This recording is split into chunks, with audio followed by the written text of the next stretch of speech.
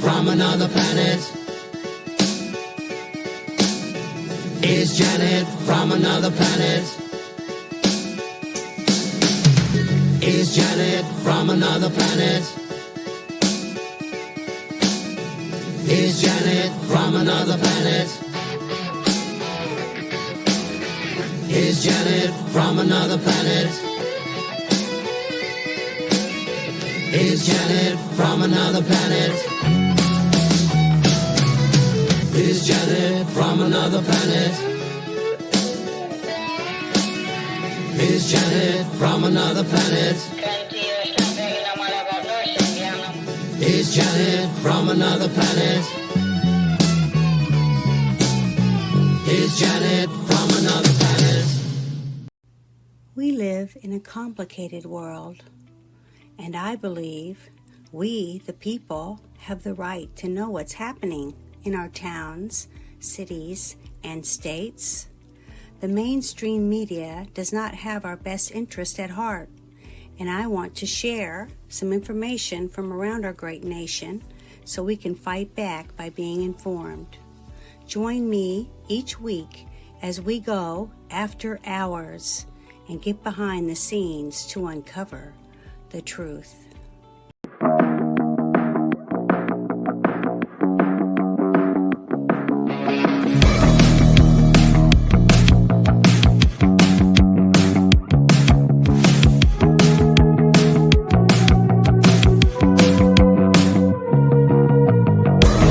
Today's digital landscape with the spread of false information can lead to dangerous outcomes. It's crucial for everyone to think critically and verify sources and reflect on the impact of what they share. Let's promote responsible communication to ensure that truth prevails and actions remain rooted in reality.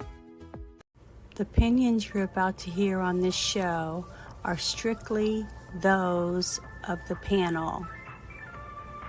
The following program is rated TV MA LSV. It contains strong language, sexual situations, and violence. It is intended only for mature audiences.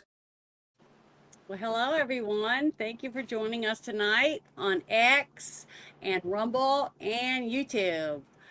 Tonight I have Chris and Dawn again. It's been a while since I've had both of them together, but I was really happy that they were able to work it out, and they're going to give us some updates on what's happened since the last time. I think it was like last year, right?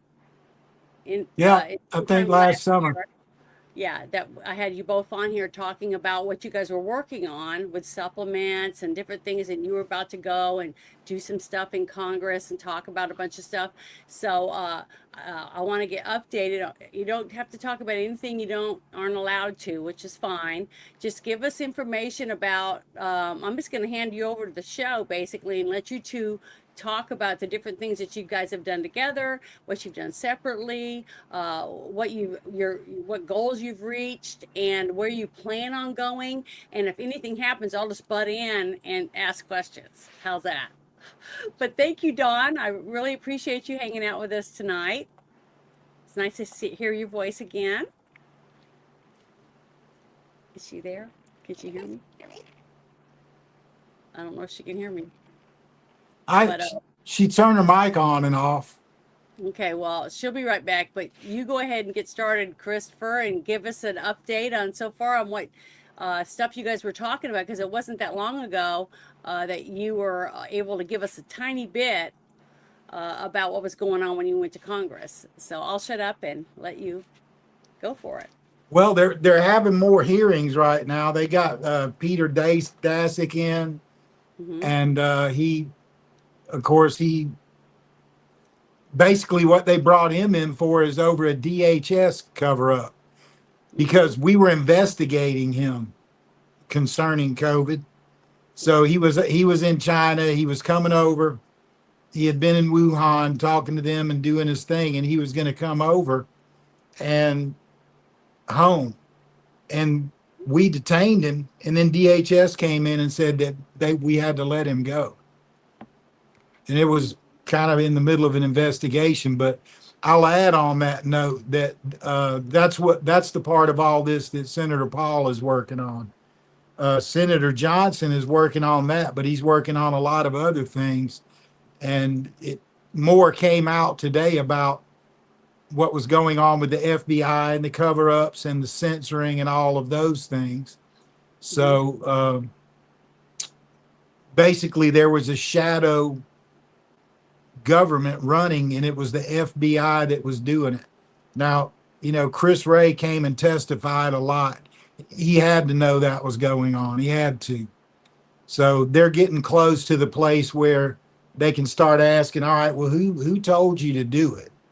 And that's kind of with any kind of thing like what we've endured for the last, Senator Johnson called it 50 years today.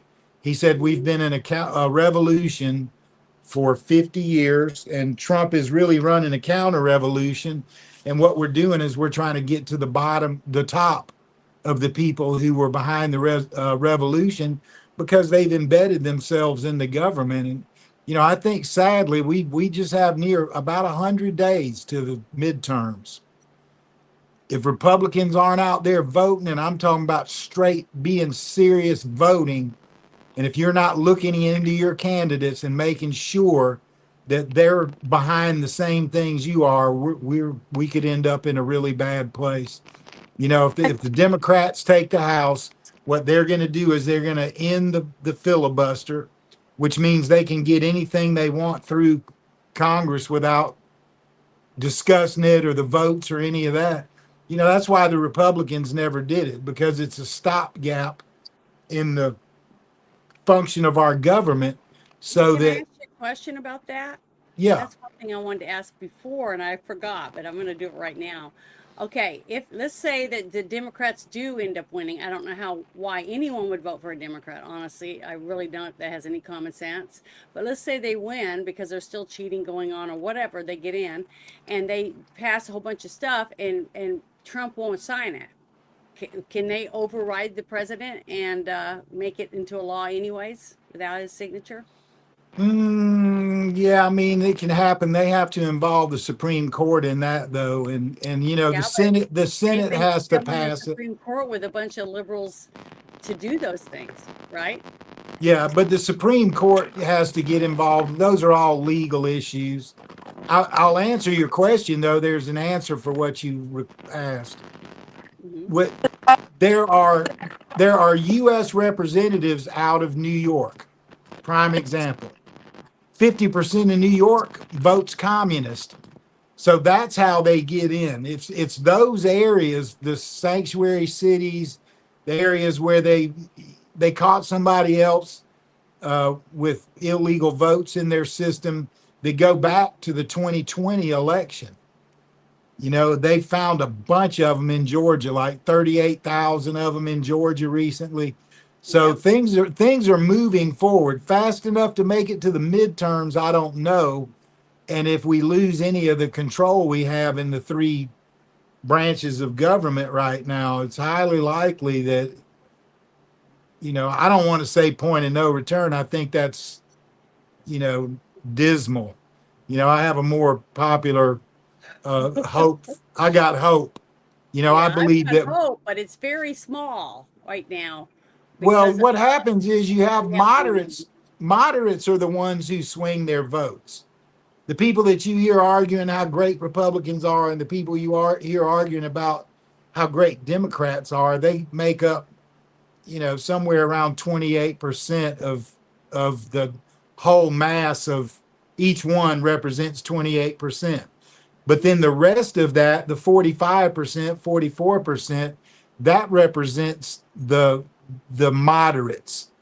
And the moderates, are all really agreeing. I mean, if you saw Elon cuss out that lady interviewing him, and she was like, "Oh, there's no, we don't."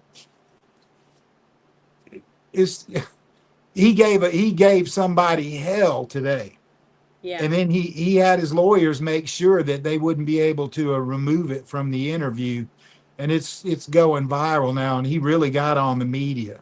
He really did. And so, what we're up against is oligarchs that fund the left and fund the world organizations like ICC, UN, WEF, and all that. because a lot of what's going on in the global tension belongs to those groups, but they're mostly funded by American oligarchs. And like Jeff Bezos' ex-wife, she dumps money on them. It's a lot of ex-wives who inherited money from tech. Yeah. So Dawn must be in an area where she doesn't have any connection. Well, she's been popping in and out. When she comes back in, and when she tried to speak, you couldn't really hear her because it was all broke up. But what I want to ask, one of the questions that I've been asked millions of times on all my channels is, what's going to happen to Fauci? Anything? Well, the Fauci hang up is the legitimacy of his pardon, right? So Rand brought him in, is bringing him in, right? Mm-hmm. And if he lies now, the pardon doesn't go for anything he did in the future. And now we have all the facts and know when he lied and what he lied about. So they'll be asking him about those things, basically giving him a chance to tell the truth. If he lies again, now that's a new crime, and that's not covered by the. And I think they threw out all that auto pen, throwing out the auto pen stuff, and which I don't agree with. I don't think that, auto pen is like when somebody writes the president and tells them how great they just did and won this award or whatever. And the president always answers every piece of mail. There's a whole floor in the White House, and that's all they do is answer those. And then they auto pen those, and most of those are automatically generated. Mm-hmm. Something that's very personal and has to come from the president's mind, especially concerning releasing pedophiles and murderers, letting them off. Different.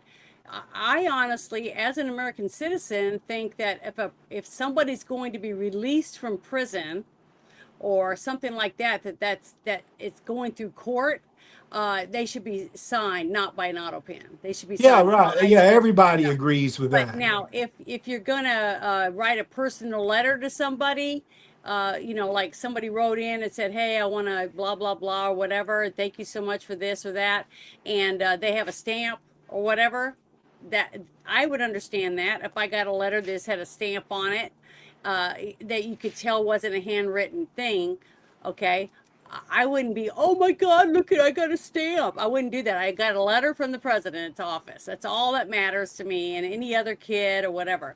So to me, honestly, I don't see any reason to have a thing that writes a letter for you. Unless you have 5 people stand around to make sure that's all been verified or whatever, to make sure that the president is the one who said, yes, I want to sign this, and he's sitting there and he can't sign because he's getting an IV or his hand's broken or whatever, that's the only time I think they should use an auto pen, period. If it's not his original signature, then no, he shouldn't sign anything. And if he's incapacitated, they should say, well, the vice president's going to have to step up or whatever. And they've done that many times when a president's having surgery or something else like that's happened. And it's perfectly legal. But they've got to follow it that way. To me, I just don't see any reason for anyone to have an auto pen. I just think that's why I loved it when I showed it multiple times, that video showing Trump walking down the hallway and a picture of the auto pen instead of Joe Biden. I thought that was great because that was perfectly fitting. Anyone that would do that over and over and over again just to get extra dollars in his bank account because he's helping people pump people up or whatever. I mean, we all knew that with the whole laptop shit came out, that it was all pay for play bullshit. And that's why I think we should just get rid of it. That should be put into a big machine and we watch it on national TV, them crushing the auto pen. I would think people would be paid for tickets to do that, a fundraiser for veterans or something. I'm going to go out on a limb and say that there was already a lot of talk about military tribunals. Mm-hmm. Right. So I have seen and held an auto pen Joe Biden letter, and you should ask Dawn. She's trying to get back on. She's having issues. Yeah, I know. I'm sorry. Oh, here she comes again. Yay! Can you hear us? Yes, finally. I can hear you. Okay, Awesome. Don, we were just discussing Biden's auto pen, and I was going to tell one of your stories and let you expand on it, but I'm going to let you go ahead and tell it. I want you to talk about the auto pen letter you got from Joe Biden and all the things he said that we already knew weren't true in that letter. And he kept insisting that, it was, would, you talk about the letter because we knew then that it was wrong. And now Congress knows that all of that stuff is wrong because of all the work we've done and the work that Senator Paul and Senator Johnson and Tim Burchett and some of the other, what the hell is this vaccine crap? Anyway, talk about that letter because that's the topic we're on. Okay, so yeah, I wrote the White House a email stating that I had the COVID cure or whatever, I had a potential cure, okay? And with that potential cure, I stated about how my concerns were with the water and stuff like that about the COVID. He wrote me a letter back, which I was really surprised I got one signed by him, right? And it said, I assure you that you can rest assured that we have the COVID under control and more or less don't need my help. And that I am to take all my family and go get vaccinated. That they had the COVID under a wrap. And I was like, wow, he did not just tell me to do that. Yeah, he did. Yeah, no, he said more than that. He Yeah. said, Go ahead. nah, some of the things that were said in there that they guaranteed that it would prevent you from spreading it if you got it. That was a lie. They said you couldn't get it again if you got the vaccine. That was a lie. They said that your family all needed it. In the end, what we found out is that the only people that needed it were really sick old people, and it wasn't doing much to help them. I mean, it's the only group of people that it helped. But they just uncovered some new data in the European group where and this is a European problem. This isn't America that did this, tap foot 3 feet on the ground. So people were coming in with COVID. They couldn't breathe. They were having anxiety and they're freaking out. So they would give them lorazepam, which is a benzodiazepine that attacks your breathing center. And on top of that, they were giving them fentanyl, which attacks your breathing system. And they're saying that it may be in the millions of people that they literally killed with that dose of medicine. And it said in their report that go ahead and give it to them, even though these are true, real problems that we have, that we know it can make them stop breathing, but give it to them anyway. You're talking about people that were suffering already from respiratory distress. So some of those ventilator drownings was the word that the nurses were using. When before, they thought the ventilators would work. Well, no, that's a type 4 pneumonia. The water's coming out of the blood. So when you ventilate the lung, you're pressurizing the water and not allowing it to get out of the lungs or the blood or anything. And it all backed up and they would drown in there. So finally they woke up to that and they stopped using the ventilators. But that was the time they were giving them Can I ask a question real midazolam. quick about that? Yeah. I remember, God, it was early on. It was like before most everyone I knew was getting the vaccine. It was when they were doing them only in nursing homes and hospitals and stuff for really, really sick people. Okay. And I had a couple of my nurse friends from different states that were telling me they were having what you were just talking about people that were drowning. Basically, they were drowning in their own bodily fluids by being on a respirator, but they didn't know what else to do. And I was like, why don't you do the same thing you do with newborns? You turn them upside down and let it drain out. Why didn't anybody try that? I mean, we do it to people who get drowned and things like that. So I don't know. I just didn't understand a lot of it. And I'm not even a nurse to get the moisture out of their lungs so that they could actually get air back in there into those sacs, in their lungs. It was really weird, but I was on a medication at that time that they gave me. I've told you about my car wreck in 2015 and it fractured my skull. And so I was having seizures from 2015 until about 2021. And it's healed up now and gone away, but they had me on a seizure medicine. And I sent this message to Dr. Sawalk at MedCram and to John Campbell over in Europe for their research team. And I told them that I was on a Finben drug. And that's basically what they were giving me for the seizures. So they were testing that, because what I told them was I have to drink 2 gallons of water every day, when I'm taking this medicine. And so I told them I don't pee that much. I said, no, I don't pee. I don't sweat. I don't do much. I have a seizure problem, so I very seldom ever drive. I don't go do a lot of hard work. I had a skull fracture, for Christ's sake, and this Can I water was comment? disappearing. Can I comment on them drowning? A lot of it was too. The parasite is in your lymphatic system, where it's in your lungs, and it winds up drowning you. So that was part of the COVID too, as well. Terrible. Yeah, there's a lot of videos on YouTube about how to manipulate and drain your lymphatic system, and that's something that all of the doctors are trying to get people to do, because these spike proteins get in there. And so they're thinking that if we can drain that and the body can excrete them and our metabolism. Here's the problem with the spike protein: it hides, right? No matter what the stuff Dawn and I have come up, no matter any of that, you're talking about things where 10 million of them would fit on the head of a pin. Well, you showed me that one documentary that one doctor did, and he explained that the spike protein attaches itself to healthy cells, and then your own body attacks the healthy cell because it's got a spike protein attached to it. That's why it's called an autoimmune disorder or whatever. But the thing is that I also showed the CEO of YouTube showing in her interview that she took videos down if you were trying to tell people to take ivermectin or vitamin C or use vitamin D or do any of these different things to help yourself so you wouldn't get the shot.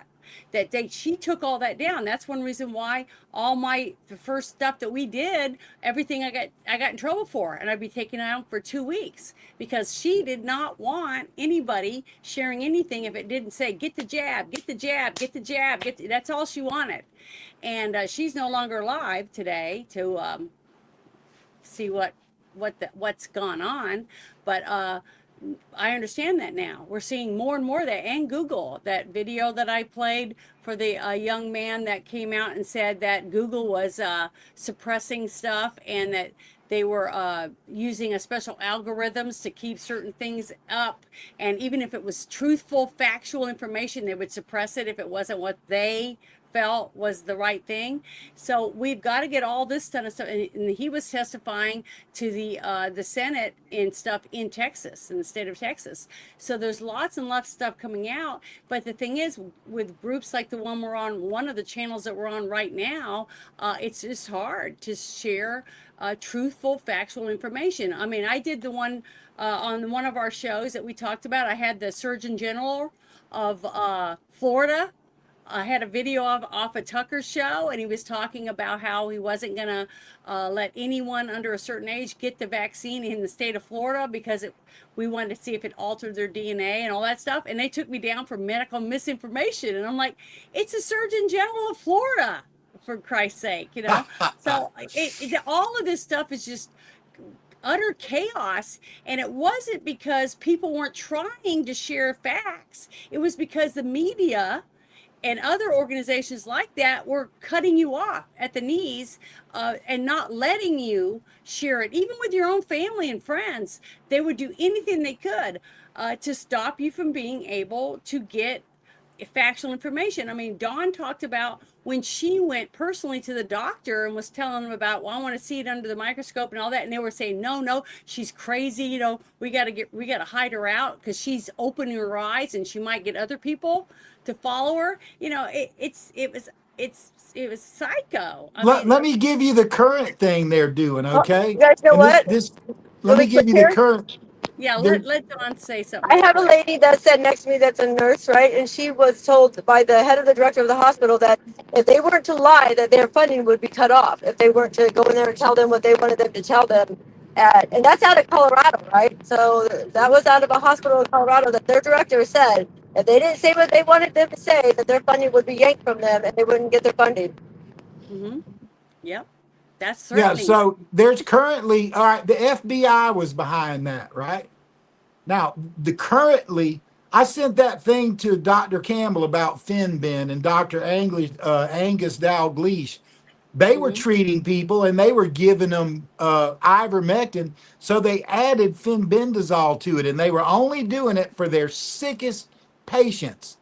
And most of their sickest patients had cancer, and they were going from stage 4 end of life cancer to cancer free using ivermectin and fenbendazole, which I told them would get rid of their water.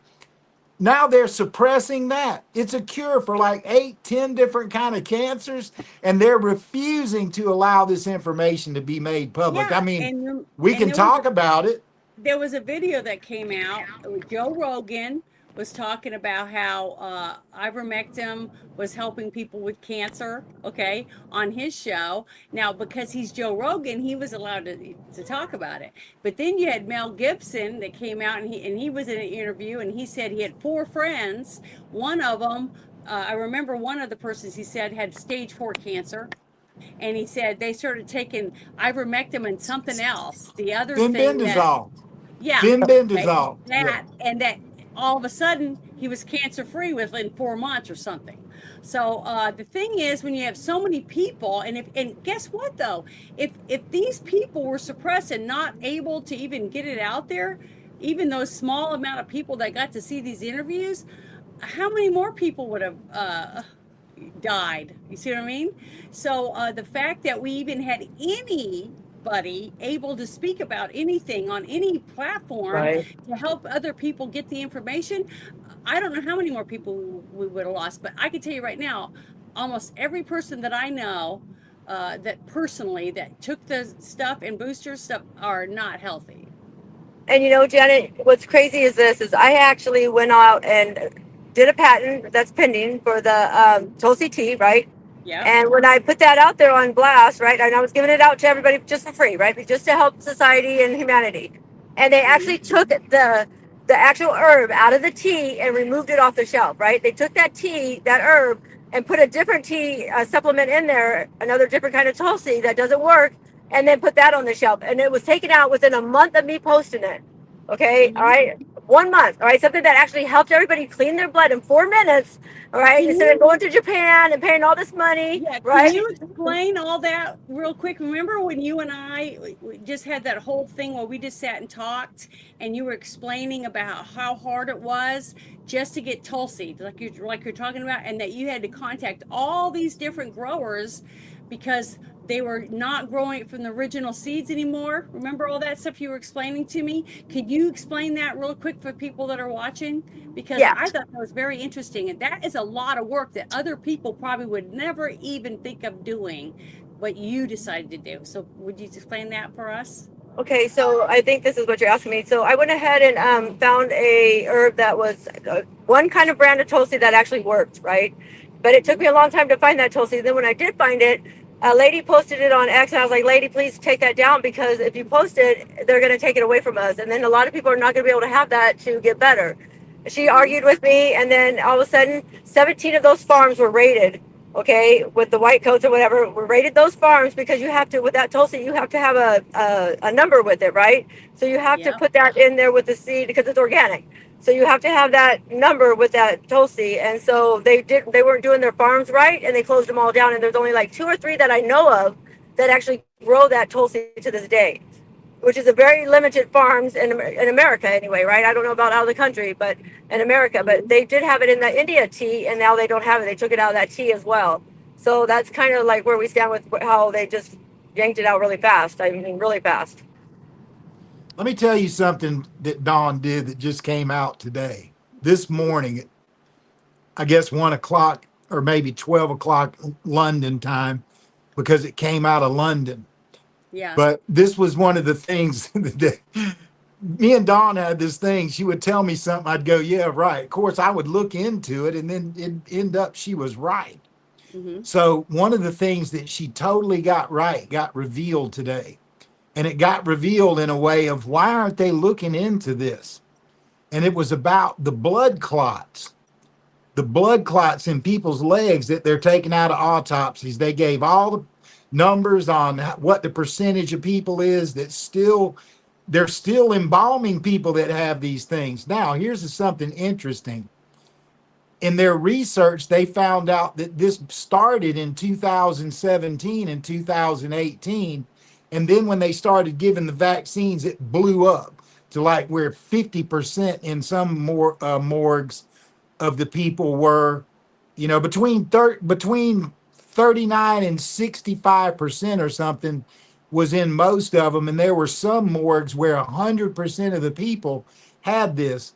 But what Dawn said long before they did any test on these clots or did any of that, she said it was protein. And that was announced today by the biggest medical reporting organization in all of Europe. And that came out today. So Dawn, Well, what causes the protein to build up in your vein like that? Is it your body Oh, I trying can to? tell no, you. that's what I the can whole tell you. article was about. They won't figure it out, but go ahead, Dawn. Yeah, I can tell you that's what it is. It's okay. So there's to me, I would say this. Okay, when I went and took the water, okay, and I was able to take dish soap, and you take dish soap, you just put a little like tablespoon of dish soap in your water and you shake it up, right? And anything that's left up on top in the bubbles is after a minute is all protein. Okay, so when I took that protein and put it underneath the microscope, long and behold, there we have it, all the C. elegans that I could find, right? All of them that I could find under the sun, and it was pretty obvious, right? So those are the proteins that I found. All right. So when you look at the proteins that are around the blood that you talk about being the autoimmune disorders, they are bright yellow, and that was a spike protein that they were saying was a spike protein around all of our red blood cells. Well, when I did my research, they would jump off and run off, and they were parasites. It wasn't parasites are yellow; they're in the blood, right? So those are the proteins that I was finding. very interesting. Yeah, But there's that's what I'm saying. there's videos of these blood clots, but here's the thing. Yeah. Dr. Campbell said today, I can't show the pictures that come with this article from like the government of London, right? Because they said YouTube would kick him out of it being able to get money. So this, I'm just reiterating that there are cover-ups going on all over the place. We've got them in Congress, and we're just, you lied, you lied, you lied. Who cares about the lie? We have got to get to the truth. People are dying. Young men are dying of heart disease, and we know every bit of this came from the vaccine. And my last hearing with Senator Johnson about cancer, the leading people of cancer in America were lying to the Senate. And they were saying things that we proved 5 years ago. It's like, that is a lie. Now, Senator Johnson knows that. Dr. Paul knows that And we here's another came thing up with too. these answers. Here's another thing too, microplastic. Okay, they're saying it's all in our water, right? We got all this microplastic. Guess what C. elegans eats? Microplastic. So when I did the study, I said, oh, just take this dye, right? And you put it on the in the water with the microplastics and all that, right? And guess what it shows? It would light up the worm, right? Because the worm ate the microplastics and it's inside its belly. Now you can see the microplastics because it's going to stick to that dye. So I was able to do that and come up with the worm and see the worm that is in the water, right? So it's a way to confirm that the C. elegans in the water too. So yeah, they eat microplastic. Now get this, when you go and look at dark matter, you guys, dark matter is the same as microplastic. It's the same chemical compound. Holy crap, because when this stuff starts to like get in our blood turns black, right? So yeah, you tell me. It is Yeah, interesting. I just saw something about microplastics that'll blow your mind. I might as well go ahead and tell you. They started looking at all the microplastics. How, show us your test, blah, blah, blah. So they ended up finding out that a large majority of people who were having high microplastics, it was coming off of the gloves, the polyurethane gloves that the researchers were using, right? So they had to come up with a new system for doing that. And now the tests don't show that. Now, there are people with high microplastics. Most of them, You know, it's like they use the same water bottle and they refill it for 6 months, you know, and they let it sit in the sun. And that's how the microplastics get released. They're interacting with the hydrogen molecules in the water. And so they get pulled out that way, the nanoparticles of the plastic. So most of that can be prevented by doing that. Now, pairing that with what Dawn just said, it's highly likely that people who did have a lot of microplastics were the ones who were getting the vaccine and then die like 2 days later because they could just reproduce and totally get all over the whole body. And depending on which vaccine maker you got your vax from, depending on what your pre-genetic disposition was, it might hit your spleen, it might hit your liver, it might hit your testicles or your, you know, your eyes or whatever. And each one of them had a different thing. And so that's the complexity of all of the autoimmune diseases that have arisen and all of this other stuff we have to get to. And we need for official records to show, okay, Pfizer did this. Okay, Moderna did that. Okay, Johnson and Johnson did this.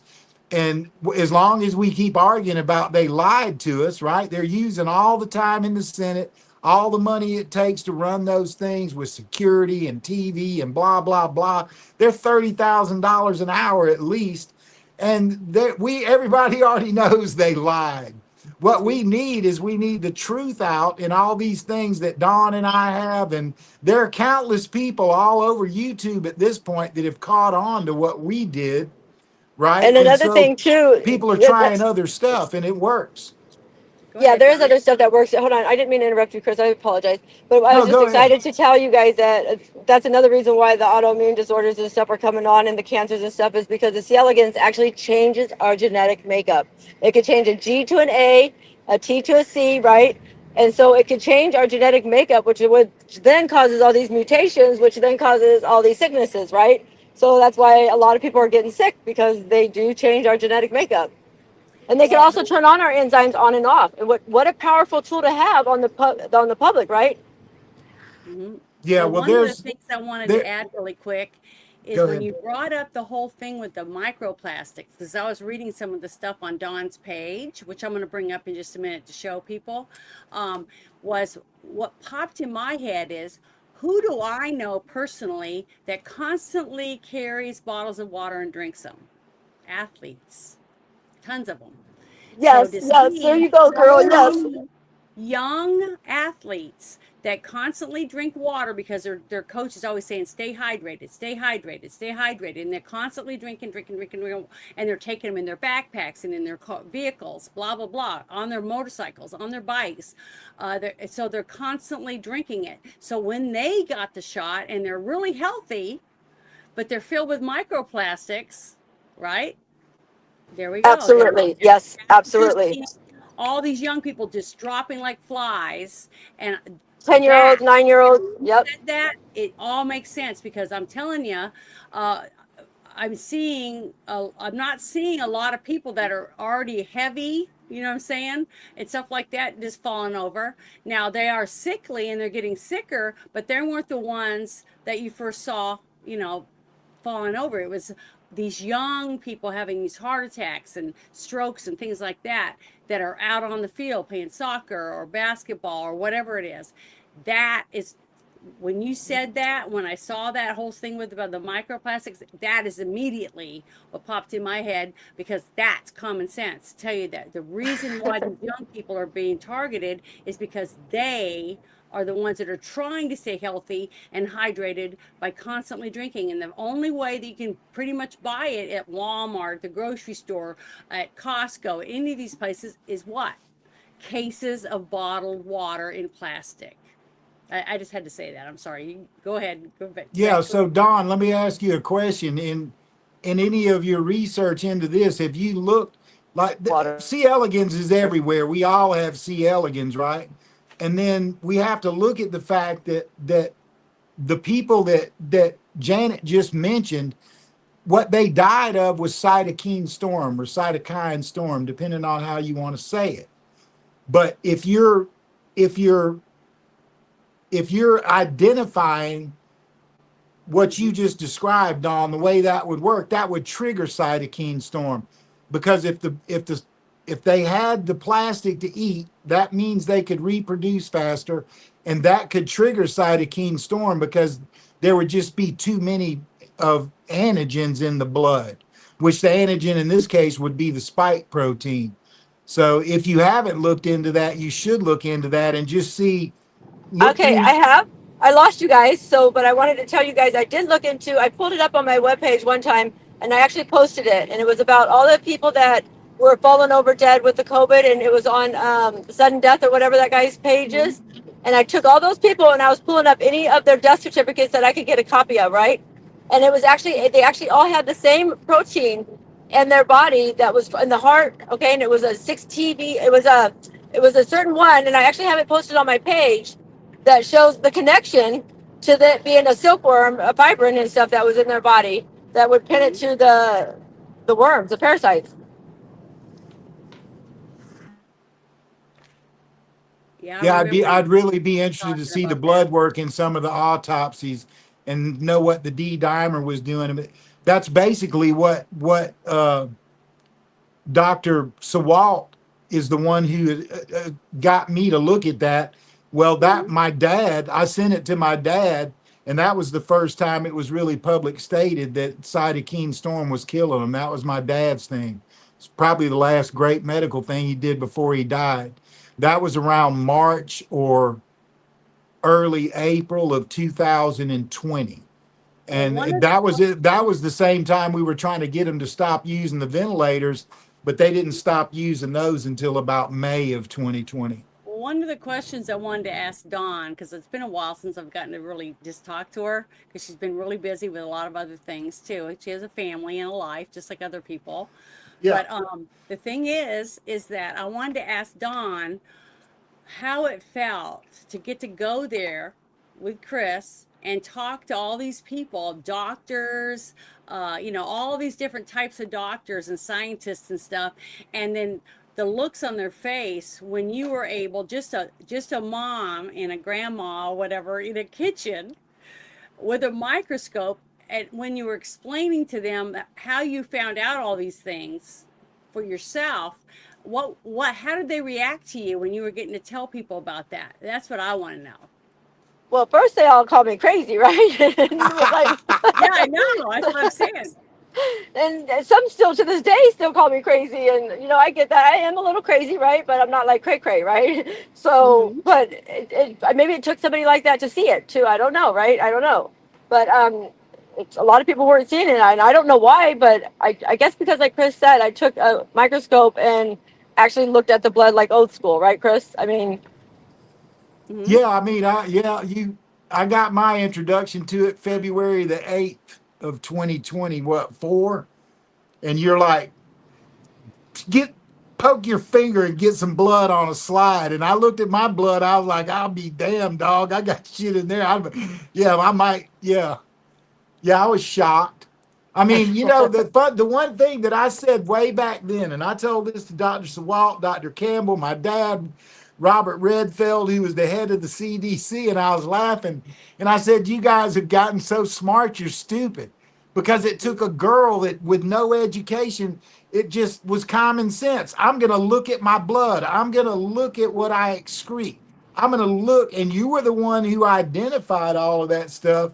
And then the medical teams kind of got together to help figure out what all of it was. And we were releasing more NIH documents. hold on a second. I'm But going to say no something to one my that I know defense. of dug Yeah, in go there ahead. the way Go Dawn ahead, did. Dawn. I do have an education, okay? I have an associate of science degree, thank you. And I actually graduated, okay, with good grades. But I don't have a medical degree, right? I don't have none of that. I get that. I That's don't what have I a science meant. degree. I know. I know. I'm just picking on you. But yeah.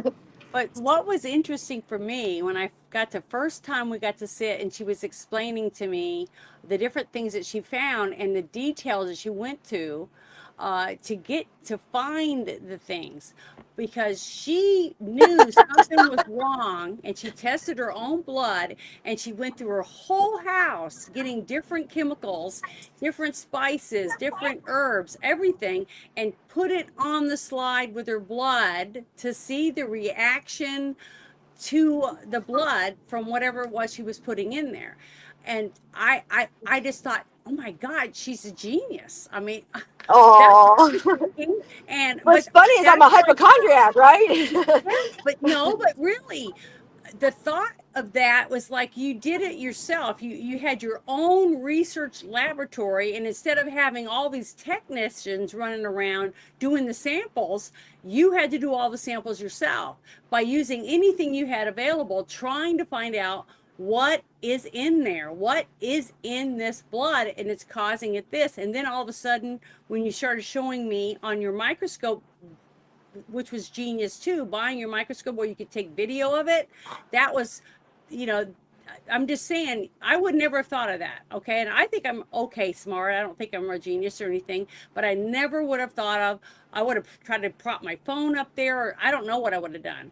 But the fact that you felt inspired by God to buy a microscope where you could actually videotape it while you were working on it yourself, I just thought that was just so inspiring. I just thought everything you were telling me was, you just went above and beyond where any other person would have ever went. Absolutely.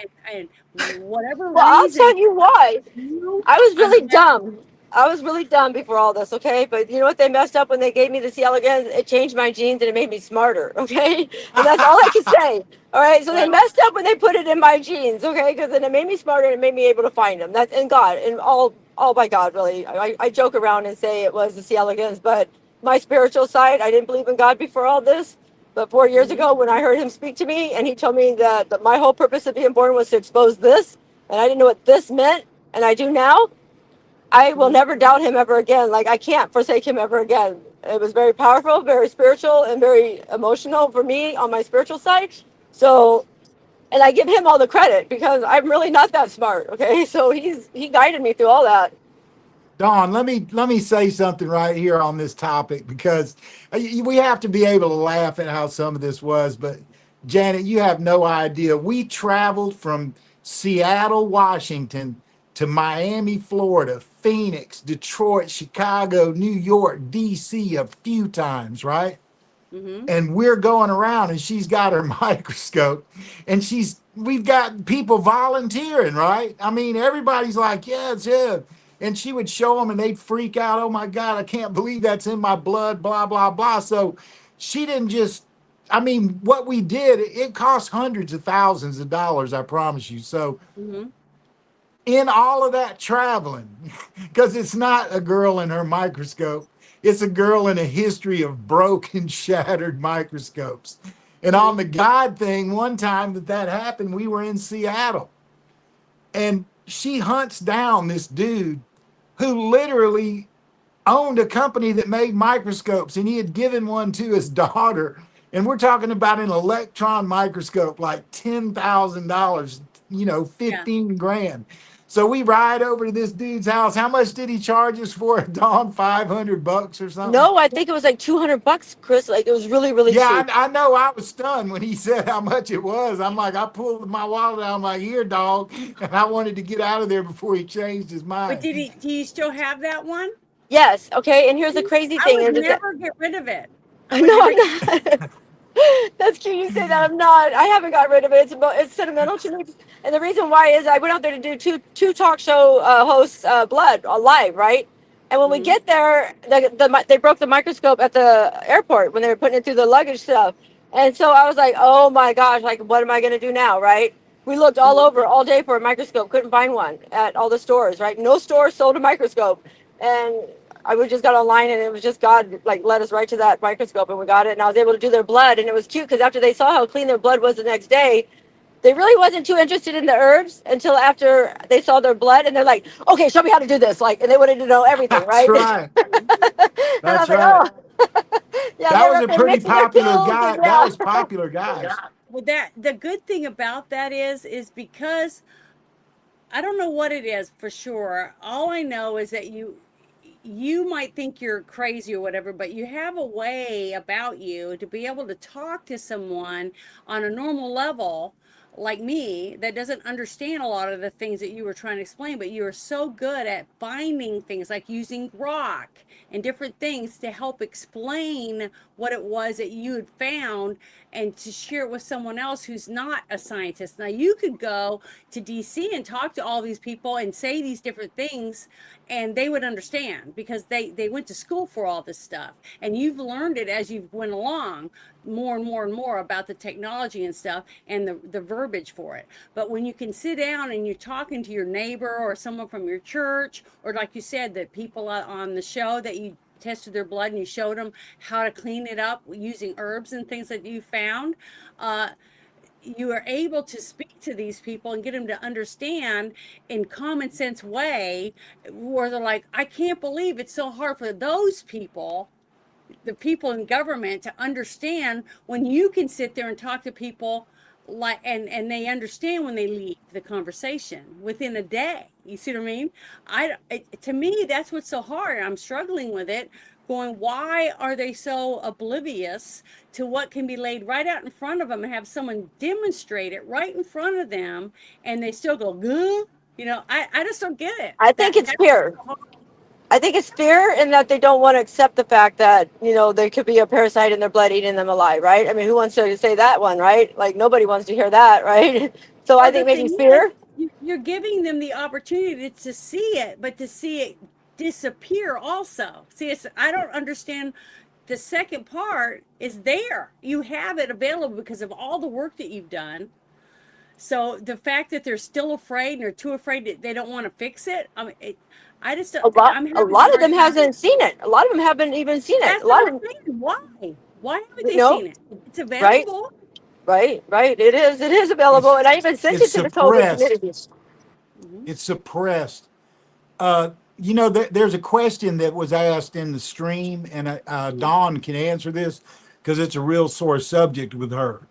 The background of it is that before they allowed anyone to take a vaccine, Congress passed a bill that said that they didn't have to take the vaccine, no one in Congress, and that no one could ever be convicted of any bad outcome that came from the vaccine. But Dawn, you've seen those things and you found them, and why don't you talk about that? Because I know you'll talk about that subject.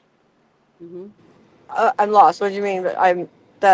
About Congress, Congress keeping themselves out of any mandates, and about I mean, remember when we found that out, that we were together at that time. I don't remember, we were in some city and we were talking about something, and I looked it up on the USA.gov, and it was in there that they had given themselves, and they voted. The recombinant?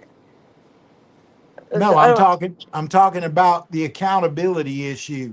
We're addressing a question that's in the comments that said, what are they going to do to all the people that they made, you know, either I hope they indict them and that they charge them and convict them, but they're probably not going to, right? No, they have a congressional order that before they did any of that, no one could be. Can I ask a question about that? Who is the person or the small group of people that brought that forward and said, we're going to make sure nobody can be prosecuted? Who are those people? Can we hold those people accountable? The ones who first went forward because they knew more than what they were telling the others? Because I guarantee you, half the people that voted to do it, thinking they were doing the right thing, Pfizer, Nancy Pelosi, 30 people behind it. You see what I mean? See what I'm saying? Is there a way? Well, I mean, I got the names, but I'm not going to say them. No, I know, but what I'm saying is, the Presidential Intelligence Advisory Board has the names. Do you think we could go about it that way, though, is what I'm asking you, Chris? I mean, well, I think anybody that had a hand that played a part in this should be convicted and charged. Anybody that played a hand in it. The Presidential Advisory Board, right, has that me and Dawn both got put in around January of this year. Okay, they've got the names of the people who are attached to these documents. Yes, and what they're trying to do is try to navigate the legal system, because they wrongfully protected themselves. We found emails inside Moderna from the head of Moderna to everyone who worked for him said, whatever you do, don't take that vaccine. Swear to God. I want to say one thing. Remember, I think you might have been on the show or you saw the show afterward on the Friday Night Shit Show when I played that video of the leader, CEO of Facebook before most people even got the shot when it was first being put out, and he's doing a live stream with just certain people in his organization, and he says, I don't think that any of you guys should get the shot because we don't know if it's going to alter your DNA, blah, blah, blah. He already knew this. He already knew this before half of the country had even gotten a shot. Dawn, And did he Hey. when remember that? You guys, I Dawn, haven't said this to anybody yet, and I'm going to turn it over as evidence too here pretty soon. But I was able to obtain a copy of their credit card that NCIH used on all their transactions during the COVID, before the COVID, and after the COVID, right? That shows every peptide that they bought, where it went, who ordered it, all that. Okay. Oh, so, and it's out there. It's free information, right? I mean, I came across it, so it should be like able to come out, right? Mm-hmm. Yeah, it should be. I think it should be. Dawn, I need you to remind me of something. Remember when we found Zuckerberg's wife's name as one of the vaccine developers? Was that the Department of Energy or NIH or where? She was getting funded from the NCBI to run research on the COVID stuff, and the documents that were in there, I don't know if it was really matching up to what the research really is, right? So that's where I'm going to land that. And I'm not trying to throw anybody under the bus. It was just her facility, her name of her facility stamped on that research. I don't know if she did the research or somebody else did it. Yeah, her name was associated with it. So she probably told Mark Zuckerberg, her husband, look, I mean, it goes back to that we've brought this up several times, Janet, and talked about it in recent time. 200 beagles and every one of them died the first time that they tested this vaccine on anything other than a mouse. And they put it in those dogs and every one of the 200 dogs died. And they gave it to us anyway. It's like, that was one of the first videos that I got in trouble for medical misinformation on YouTube. But to me, I didn't understand it because I was just starting. I'm not monetized. I'm not making any money at all by doing this. I just think this is important. That's one reason why I started doing it. Especially, who wants to go on YouTube, a cosplayer, gamer, and talk politics, knowing that she's going to get the big fuck you from YouTube, right? I'm not doing it because I'm making money, because I'm not. I'm doing it because I think it's important. Just like Dawn. Dawn got a feeling that something, nobody was helping her figure out why she was sick and why her, all the stuff that was going on. So she did it for herself. And when she found out what it was, she's like, I got to fix this. I got to find out why this is happening. And she went gangbusters into it. And look what happened. Okay. She's helped so many people because she was determined to find out, because she was freaking stubborn as hell, which is great. It's a good quality. I have that too. It's just not the same way you have it. But we all have to stick together. We all have to back each other. We all have to listen to each other and share information to help people that don't know where to go because they can't trust anyone. Right. I mean, y'all are both stubborn and emotional. No, because you were the one that was told, oh, she's nuts. We're going to put her in the nut house. We're going to do this, that, and the other. When all you were trying to do is get to the truth. That's the hard part about it, is not. And my house was blown up too. Don't forget that, with me in it, right? And my grandson too, right? I mean, that's another thing. I know, lots of bad things. But because God's on your side, you've been able to somehow here, right? past it, right? And the thing is that you're not giving up. You're not a quitter. You are a fighter. And what doesn't kill you makes you stronger, right? That's right. It does. If you have faith in yourself, and you do, and we have faith in you. I know I have faith in you. And I worried about you. I asked Chris about you a lot, and I'm like, I haven't heard from her. I sent her a couple of messages. I haven't heard back yet.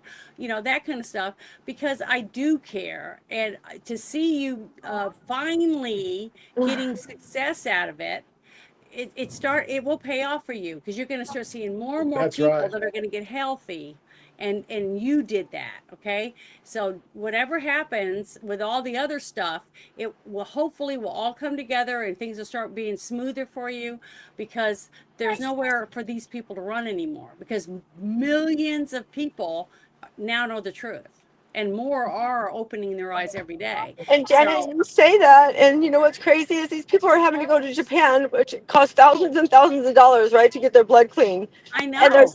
they're going over there paying all this money, and you know they're going to come back and it's going to get back in their body because of our water, our food, and everything else it's in, right? And the Mhm. sad part is they're paying all this money when there's a herb out there that's 50 cents that does the same damn thing. I know, but that's why you got to keep doing what we're doing. You got to keep Yeah. sharing. You got to keep going out and do something. Like I've been hounding this person right here, Chris. Fix your X account, because we can't do spaces. We can't go on spaces Oh. and talk about this shit, because he's got to get off his ass and fix his account. I'll go And make you an account, Chris. Okay, I'm going to pass the ball. Dawn, send me my other phone. That's where my two-factor authentication is. well, the thing If is you just that send me we my gotta other phone, God Right? dang it, send we it gotta to You know me. help what? each other to get things to work. Come And see me that's get your what damn it's all phone, Chris. Oh, Jesus The Christ. thing is, that's what it's about, is just trying to make sure we can get in touch with as many people as we can Yeah, and you're get them right. to look into it themselves, and they're going to go, wow, it's been here all this time. I wish I'd looked sooner. But the thing is, it's better late than never. I So remember many people saying that. So what's crazy is this: I started to go. I came up with this compound that is on my. It's my avatar, right? And this Hmm. compound is supposed to stop them from ever entering our body again, the nematodes, right? So we would never get this yellow, and it would help us because if they're in our water, all right, and we are just block that enzyme and turn that enzyme off, which is their water supply, or their oxygen supply and their food supply. So they wouldn't be Hmm. able to survive in us anymore. So if we was to have that, then we wouldn't have to keep taking the Tulsi. Like we have to keep taking the Tulsi. It's not a cure, right? It's a way to keep it at bay, right? But it wasn't an actual. Well, it would be a cure if we didn't have it contaminated in our water and stuff so bad. But we'd have to keep taking it this way. So the other way you don't, and then it would be a way to start eliminating it and start getting a handle on it because it's out of control, you guys. I Like know, it's but really out of control. as soon as you get more and more and more people to doing the Tulsi and working towards that goal, more people open their eyes. We can get more people that we need in government to do the things that we need to do about the water. See, that's what I'm saying. It's a step-by-step process, especially, and it's really hard, especially when you have so many people just wandering around. They don't want to know, just like you just said a little while ago. And we have to make them open their eyes and and show them, look, it's helping people. I mean, okay, you were upset a lot because a couple of my friends actually went to Japan and did their cure. Okay, the thing is, or to help them, so when they come back, if they get infected, then maybe those people can start using your Tulsi stuff. But the thing is, until more people know about it, you can't really help that. You know what I mean? You aren't God. Okay, you're just a human. All you can do is use whatever resource you have to share your information. That's all we can do, and then pray that more and more people will see it somehow, and we can help people that way. That's the only thing we have. And I don't feel guilty because I can't reach everyone. I mean, I have people that just say they'd rather see me go to another planet commit suicide. So they don't want me talking. But the thing is, I just tell them, if you don't like what I'm saying, don't listen to me. Go to another channel. Hey, Go do Dawn, something else. to finish what you were just talking about when you were finishing up, talk about the parasite aspect of this and all the stuff you found out about the parasitic function of it. How just you do it. I'm going to the tower to Uh-oh, she's breaking up real bad. yeah. I You're, said, give me about 5 minutes. you're cutting out, Dawn. She might have to drop down and come back again, because that really helped the last time. Yeah, I think she's actually traveling and had to stop to join us. Yeah.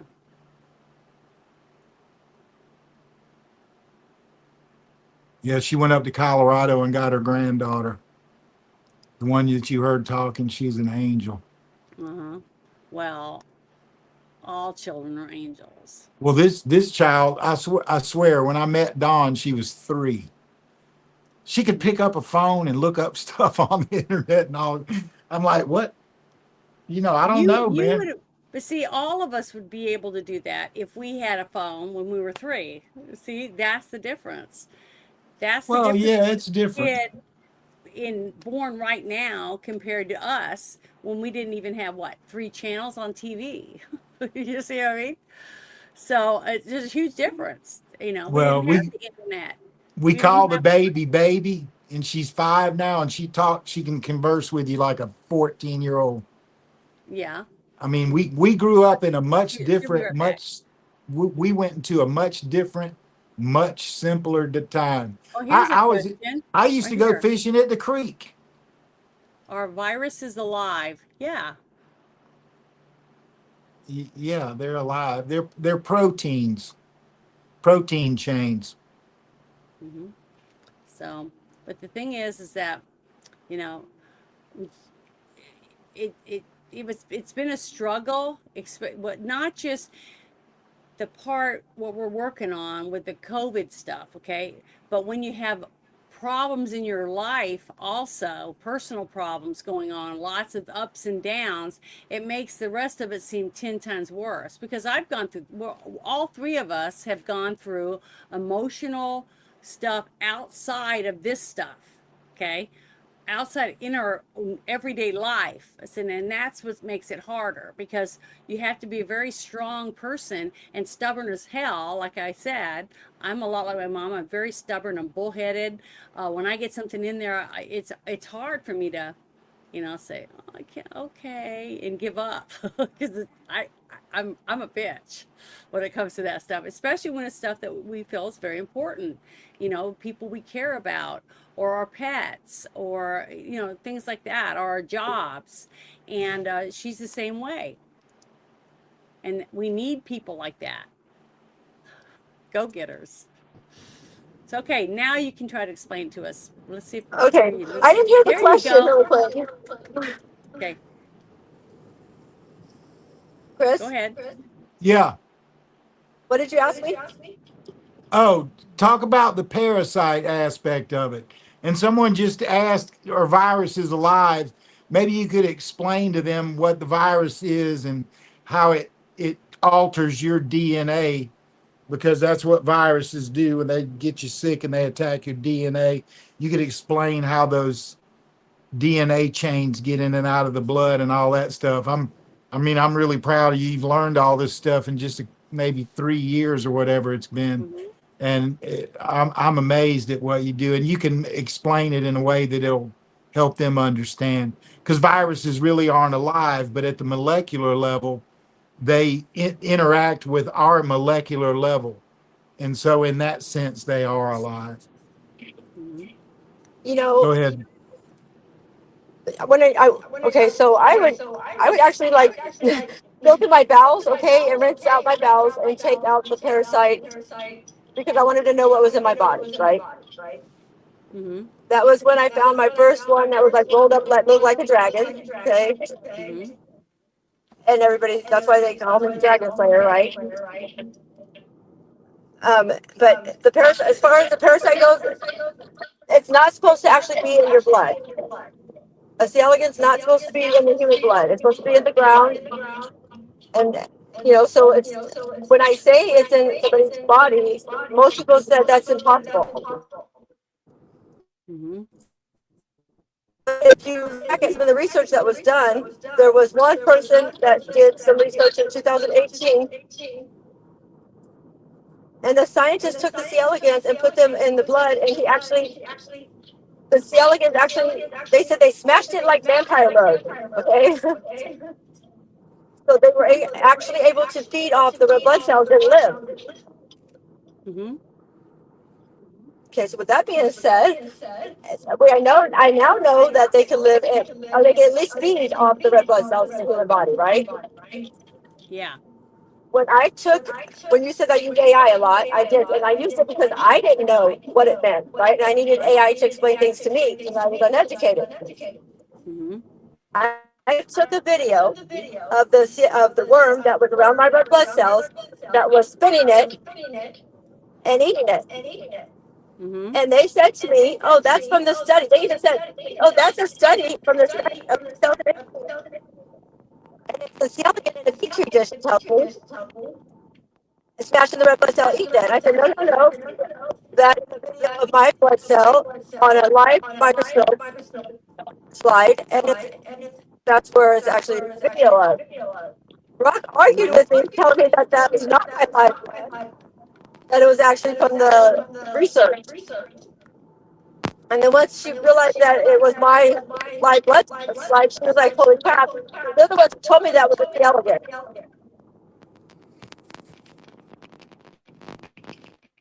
Uh-oh, she's breaking up really bad. Yeah. Of course I am. Are you using your Tesla screen to do this?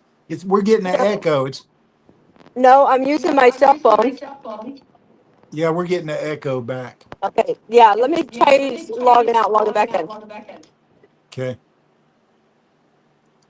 Well, I've got when she had to leave, I've got this page of hers on X up, and I'm going down through here because if you go way down, this is way back from when we first started talking, and she showed me some of the things that she got out of her own blood, and got her to start looking at what is it, where'd it come from. And she was using Grok by giving Grok pictures of these different things and stuff. Like this right here. See this picture? Oh, take it off. That's the thing. That's the blood clots. Okay, yeah, but that's what I'm saying. The thing is, you see this picture right here. When I saw my very first video of after autopsies, and they were finding these massive amounts of tissue or whatever it was in the Yeah, that's one of the photos from that first release. yeah, that's what I'm saying. But she was finding all kinds of stuff like that on her own before I even saw that thing with the autopsies when they were coming out talking about it. So that's why I was like, she's onto something, because remember, I didn't know anything about any of this stuff. Because remember, I had a doctor, because I was an allergy patient, that told me, don't get the vaccine because we don't know what's in it.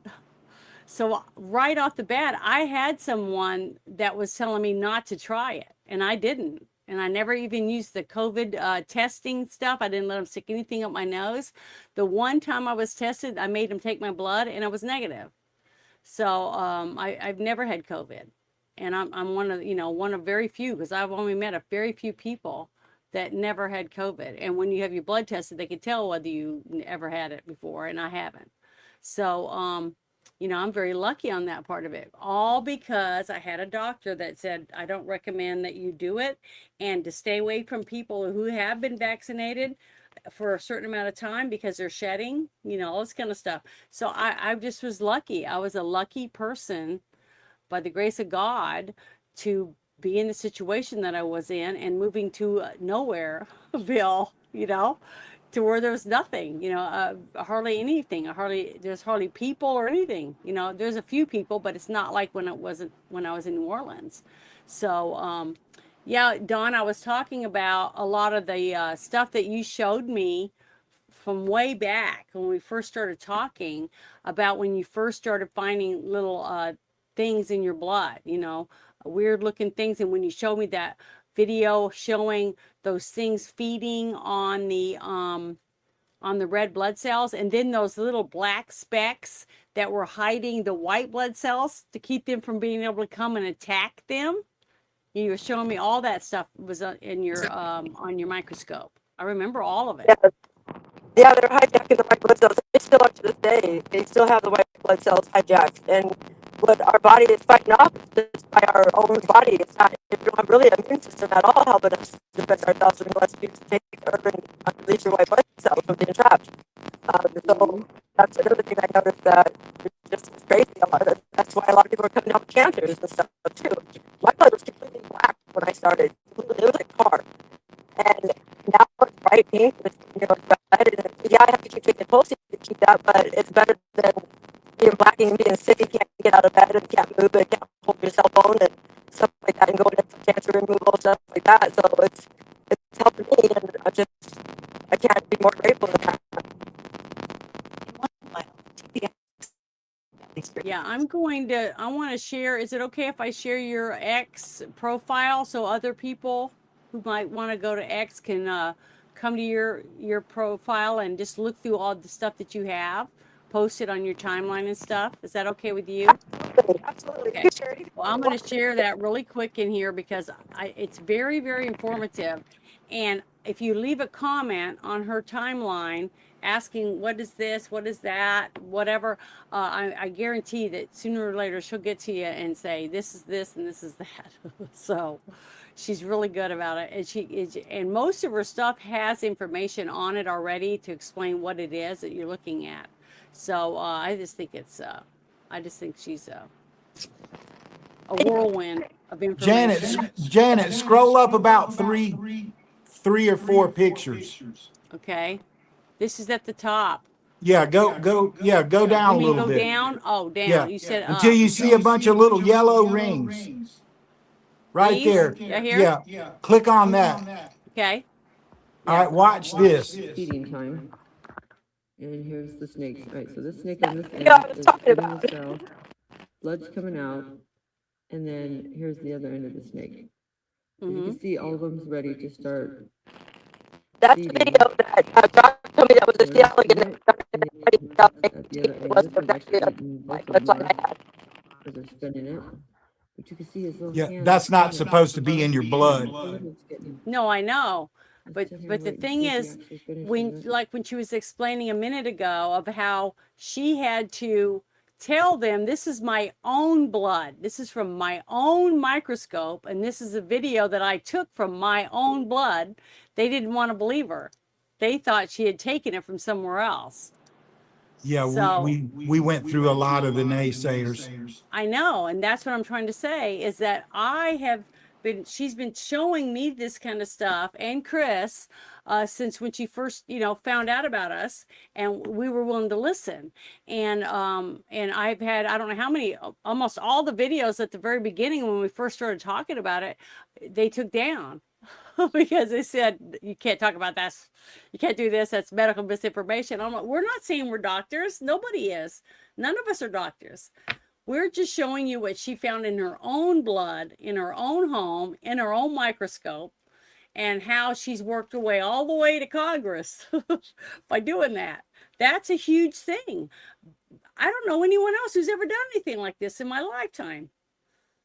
And I'm very proud of her. I think she's worked very hard, and I'm thankful that she met you, Chris, a person that could actually get her to go to Congress with their information.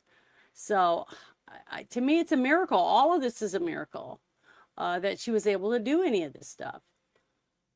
At least that's how I see it. Oh, she tried to drop again. But the thing is, she did this. You see what I mean? She deserves the credit for it because she did it. And I'm not a, oh darn, I lost Christopher too. But she does deserve the credit. And the fact that she's got all these patents pending for her herbs and stuff that she's trying to help people get, because she has to get a certain old ones that haven't been genetically modified and stuff like that, because it's really hard to get a good, I don't know. It was a while back. I think it was last summer. I played a couple videos on one of the shit shows talking about how Lowe's had pulled all the seeds. Remember that? I think I told you about this, Chris. Yeah. I went to Lowe's and I was going to get stuff because I got a greenhouse when I got my chicken coop and stuff. And I was like all excited about planting some stuff and trying to do some own lettuce and bean sprouts and doing all this stuff. And they wouldn't sell any seeds. And I go, why aren't you selling seeds? Well, we're not allowed. We were told we're not. And I go, why? It's COVID. Eating vegetables and stuff should help you. And then they don't want you to grow your own vegetables. They don't want you to collect your own rainwater. They don't want you to have access to these things. And to me, that all started clicking, that all this is done to control what we're allowed to have access to. And then I started saying, well, I'm glad I moved where I am. I'm raising my own chickens. And guess what? My chickens never stop laying eggs because I free range. I also feed them leftovers, I'll feed them vegetables and stuff out of my greenhouse. I feed them, I even push mow and get fresh grass and put it in their coop when I can't let them out because there's a predator been seen or whatever, that kind of stuff. That's how hands-on I am with my chickens. And now I have 2 ducks, and we'll see how that goes.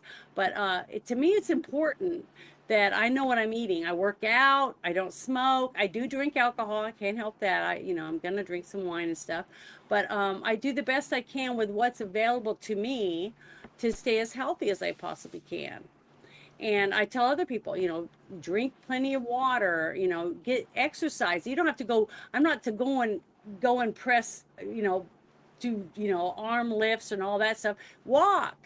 Walking is exercise, go to the park, go feed the ducks, go fishing, go on a little hike.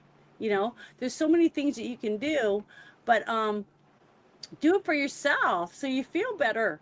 I started sleeping better. My knee that I hurt when I was 16 years old, I broke the clutch off of a motorcycle on my knee, and it hurt. It would ache constantly, and it would swell, and I'd go to the doctor, and they'd stick needles in it thinking it had water on the knee, and I'm like, no, it doesn't have water. It's just swollen because I sat too long, or I walked too much, or whatever it was.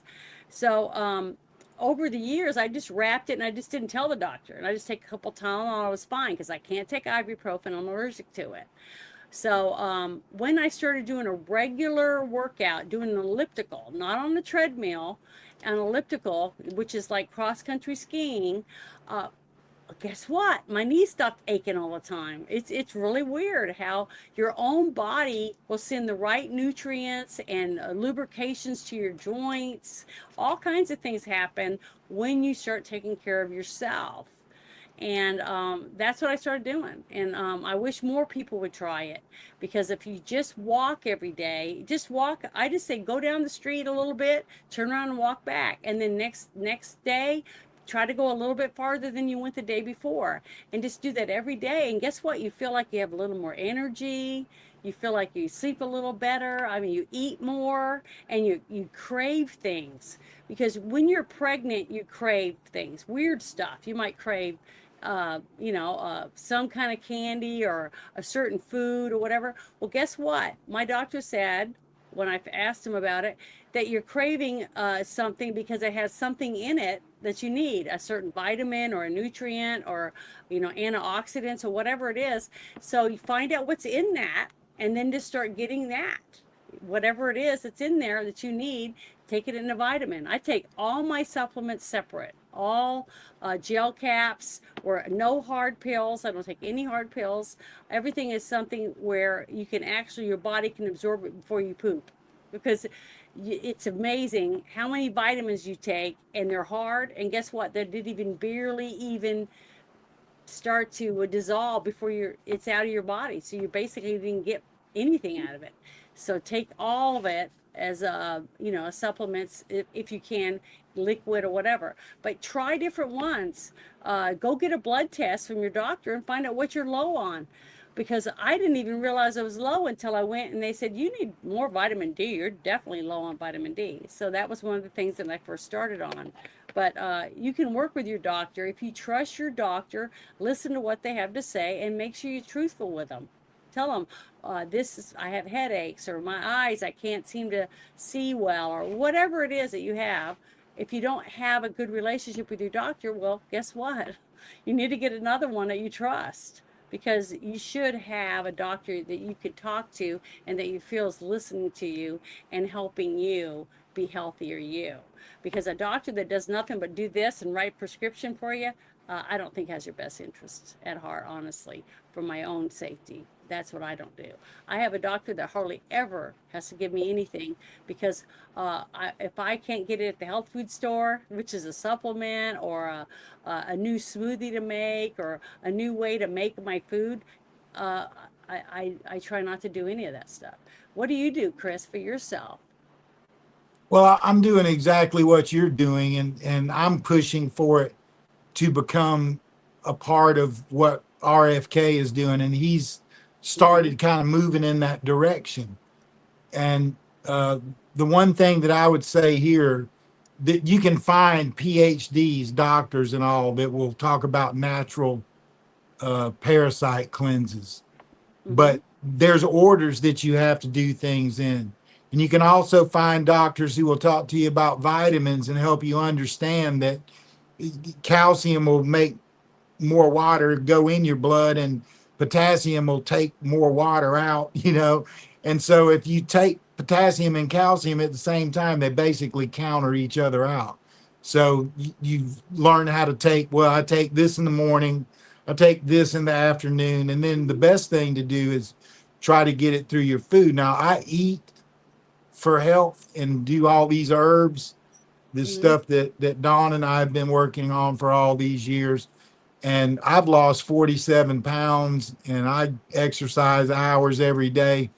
I play golf a few times a week, and I was in a car wreck and they told me in the emergency room, you're never going to play golf again, having a fractured skull and broken arms and legs. And, you know, one of the red light kind of wreck where you're at a red light and somebody hits you at highway speed. That's what happened to me. And I was really messed up. And it took years for me to get back to being, you know, even halfway normal. And then COVID hit. So I would say I wasn't sure how COVID affected me with being tired and all these other things I suffered from for years because of the accident. But now I'm doing all these things, cleansing my body and doing all that kind of stuff. And as I've done that, my health has gotten extremely better. So Well, I wanted to ask you a question before I forget, because I remember, God, it was a last year sometime when we had our last show with Dawn, and you were getting ready to go there, and she was going to get your blood and do some stuff and try to figure out what she could do for you by helping you with supplements or whatever else, and what was going to work for you. So when you started taking some of her Tulsi and other things that she had, how have you felt since then, since you started doing that, you personally for yourself? well, I mean, I grow basil and it's my favorite herb. I like to cook a lot of French food. So I've always eaten a lot of basil, but she dug into it and got some that have stronger medicinal functions. Kind of like herbs are like weed. They're even realizing that all the terpenes that are in weed are in other plants, right? So if you want the medical, benefit from the cannabis plant, you can literally get it from other herbs. Now that I've mentioned on on this show, your show, quite a few times about going to see that Matthew, the homesteader guy from Georgia that works for the forestry department. He has a book, and it has all the way back the American Indians, what they were doing in America, in the Appalachian and the Southeast, and how they did it. And you can find anything and everything you want in there, and it's all not virtually cheap. That what you have to spend is a day hiking, and everything that you need is there. There's stuff to clear your lungs, antibiotics, things for depression, and all kind of stuff. And it's all available, growing in the ground. And the weird part of it is, if you go down the list, you'll see that bans had to be listed on a lot of these herbal plants over the last few years as we've pushed for this. And guess who put the bans on it? I'm sure Food and Drug Administration and Big Pharma. So they took all that natural medicine away on purpose. So they built a profit model. and they were extracting these chemicals out of these natural plants and everything and turn around and sell it to you. But now you're free to go anywhere and pick these things. And I would say that he has the best catalog of them. Now, there are other people who specialize in certain things like wild lettuce for pain medicine. You can literally make opium out of weeds in your driveway, right? Well, of course they banned that, but it's not banned anymore. And you can find out how to milk it and cook it. And yeah, I grew up under a father who was a jungle survival instructor. So I ate dandelion greens out of my yard. You know, I ate cattails that you get down at the lake when they're green, and we cook them and eat them like corn on the cob. Fiddleheads, which are tiny baby ferns that are first starting to grow, coming out of the ground. All kinds of weird stuff like that. Okay, I'd go out with my dad. My mom would tell me she wanted me to go pick poke salad. So I get on my horse and I put a garbage bags on the side, over the sides of my horse, over her saddle, and then I'd ride along and I'd pick the tops off. Go home and you have to cook it, drain it, cook it, and drain it, and then you get it ready, and then we freeze it. Okay, it has to be cooked a certain way, just like catfish. You know, any different kinds of fish, you have to cook a certain way if you want to get it to where it's not going to be harmful. There's just so many different things that you learn when you're a country kid. I mean, remember my great grandmother grew up on the Indian reservation for Chickasaw Nation in Oklahoma. And so they passed on different remedies of things that they would do. And that's what they didn't want. Just like I said, during COVID, when you went to Lowe's, you couldn't even buy seeds. And Dick Durbin was trying, him and another, I can't remember the other guy that was trying to do it. They were trying to stop people from being able to collect rainwater and certain things that you couldn't even do at your own house, growing vegetables and things like that. And we did a space on it, not me, but Apothecarol. She has a big show on Sundays that she talks about medicines and different things like that, mostly natural homeopathic things. But I did a show with her on that, and I got her all the information I could find to do that on Spaces, which I think are very informative. There's so much trash on X, okay, and on Facebook and on everything. There's so much garbage out there. You can either go to the drama and do all the garbage shit, or you can go and look for people like Apothecarol or American and some other people that actually talk about things to do that can fix the problems that we have, instead of going in and bitch and moan about it. Okay, everyone can bitch and moan. It's the person that gets off their ass and goes and starts doing something. It's the person I want to hang out with. That's the people I want. You know, we did rooms on how to take care of your backyard chickens, you know, stuff like that, how to feed them, how to take care of them. What does this mean? What is that? And try to help each other. And it's free, because you just get on, you're already on the app. Why not look for things to help yourself instead of wanting to go to this other room where they regurgitate all the stuff they're pissed off about? You know, there's no reason to do that when you can go to find people like Dawn or you, and we can actually talk about ways to fix things and how to help ourselves. Welcome back, Dawn. Thank you. We missed You want to hear something funny? Yeah. You mentioned the chicken thing. I had an alligator that got in my pen and ate 2 of my chickens. Oh. I know. And then I get a possum. So I trapped this possum. No bull crap, you guys. This is how I am. I trapped this possum. I went out there to shoot it, right? I see something moving in its belly. And I'm thinking, oh my God, it's got parasites, right? Nope. She had 12 babies. Oh. So of course, what do? I start feeding her and watering her. Yeah.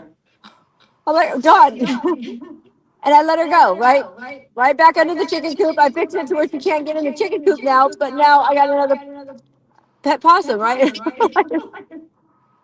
So I'm not doing too good at that. That happens to me a lot. It happens to me a lot. I'm always finding something. I've been out to Houston. I've been out to Houston before to work with her for a week, 10 days, whatever. Yeah. I went and helped them when the hurricane knocked the trees down and shit. I'll go down there, and before I leave, there'll be 3 new dogs, swear to God. Yeah, I believe it. But you got to remember, she lives out in the country like me, right? People drive from the town out to the country and they got a puppy they bought their kids for Christmas. It's 6 months old now and it's pooping and peeing in the house, chewing shit up. And they just tell the kids, oh, it must have ran away. They take it out in the middle of places like where I live and dump it. And then it's got to fend for itself, not get hit by a car or whatever. And that's ridiculous that people do that, but it happens all the time. I went to my dad's because remember my dad was sick and we were trying to help get his house, cleaned up and stuff while he was at my sister's being cared for because he fell and hurt his leg. And I'm gone for 3 days. I come home and half my chickens are dead. And I got this strange dog that was 6 months old, a white, beautiful shepherd I know someone got for Christmas because that was 6 months ago. And it's chewing up all my furniture and my pillows and stuff on my front porch because nobody was there. So, and then I spent $1,500 getting her fixed, bought her food, all kinds of stuff, and finally got her a home. But it took me like 6 months, and I had to keep her chained up and stuff because she was going to kill all my chickens. So, and it's pathetic that people would do that. I think it should be against the law to buy a dog or a cat and give it as a gift on Christmas to any kid. I just think it should be wrong. Right? My personal opinion on that is I'd rather have the dog than a person, right? I'd be like, somebody was bitching about the dog. I'll tell you what, the dog can stay. You got to leave, right? I mean, dogs are faithful and loyal and they're, unconditional love and everything that a person wants. And anybody that would turn a dog away in my world is subhuman. Yeah, it's just horrible what these people do. And wait a minute, we're supposed to take care of our dogs?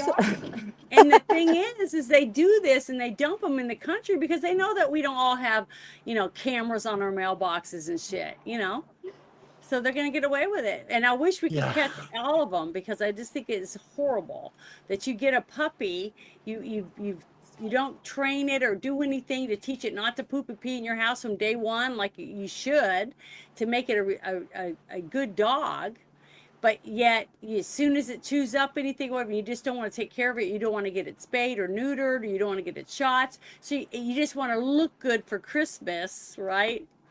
And then you devastate your kid by just having it disappear in the middle of nowhere, or you find out it's pregnant because you didn't take any time to make sure it was taken care of as a pet, like you supposedly bought it for, and now you take it and you dump it somewhere so she can have puppies on the side of the road. It's disgusting.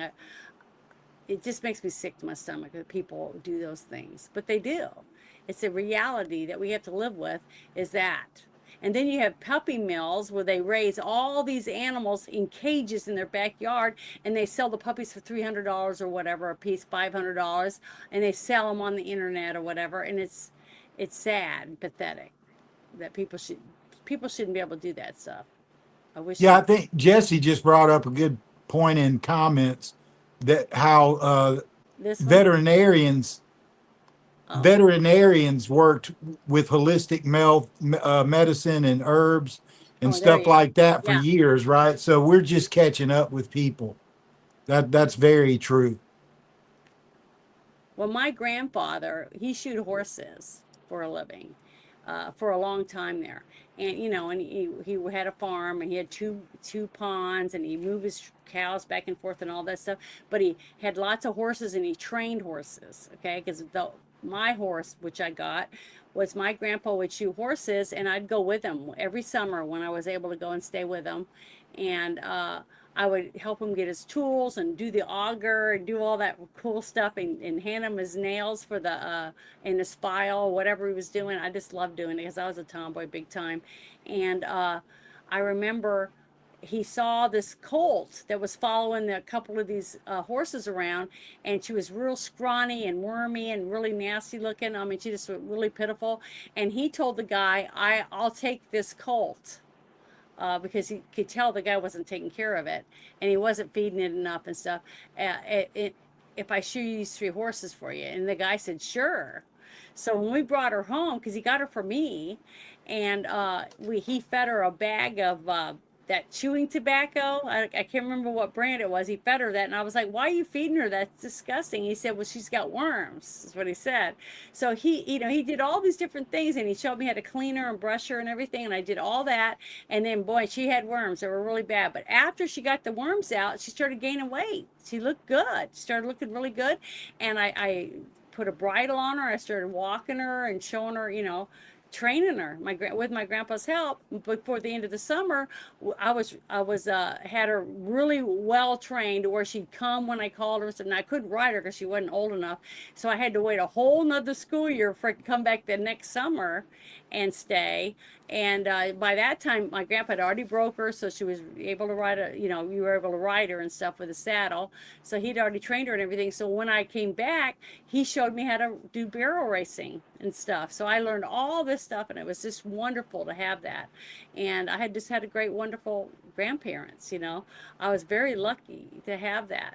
But so many people don't get that. But when you do get the opportunity to do those things, you just got to put everything you can into it. Show the person that gave it to you, the pet, the hamster, goldfish, whatever it is, put everything you have into showing the person that you love them by taking care of what it is they gave you. They gave it to you to teach you responsibility or whatever their purpose behind it was. Like right now, I have a dog. The person died that had this dog, and his daughter already had 2 beagles. She didn't want to have to take it. And the daughter and son, they all had pets already. And they were like, we can't take the dog. And they didn't want to have to just put it in a shelter. She was 14 years old already. So I took her. And she doesn't bark or anything for me. She kind of whines a little, but she sits at the foot of my bed, and she's really sweet. And, she's getting to where she's, comes to me and stares at me or whatever. But she loves my daughter, to death. She cries and whines for her all the time. But she spends more time with me, but she just doesn't, for some reason, there's something about me she just doesn't really care so much about.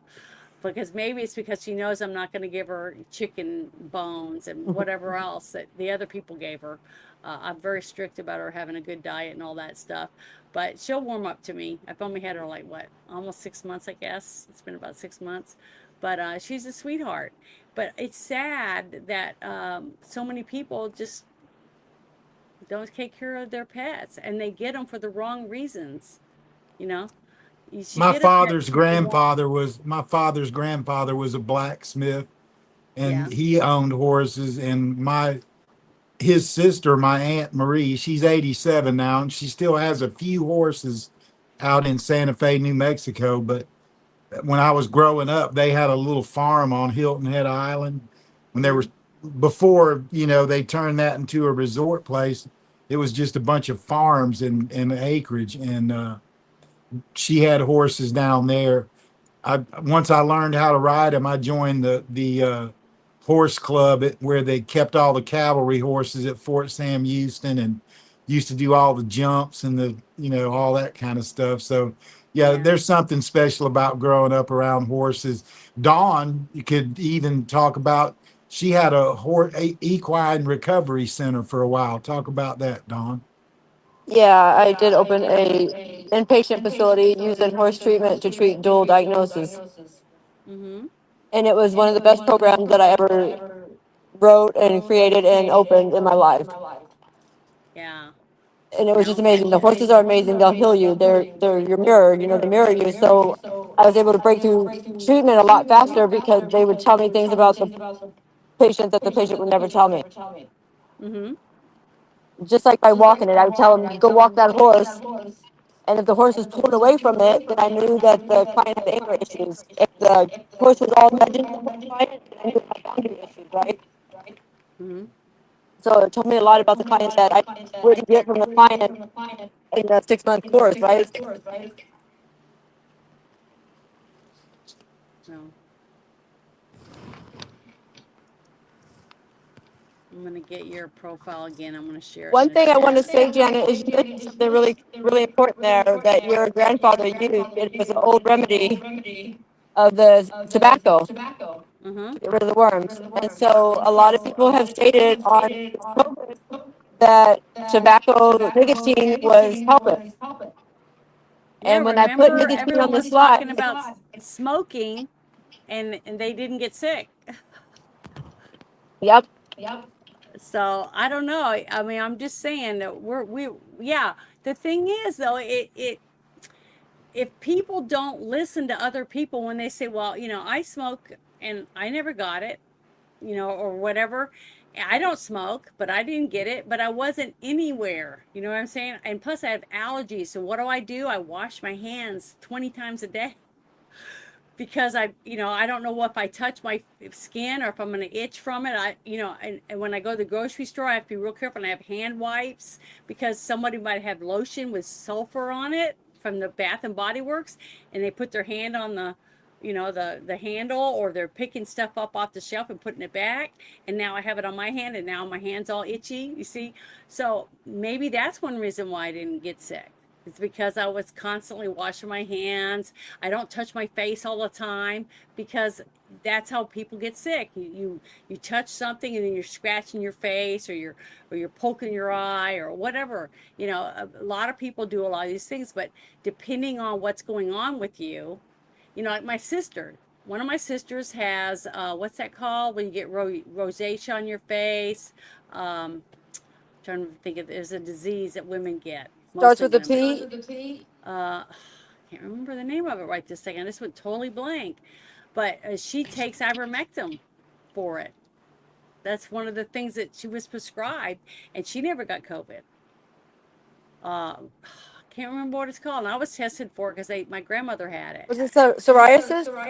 No, it's a disease that you can get. So listen to this craziness, right? But you brought up a neat point.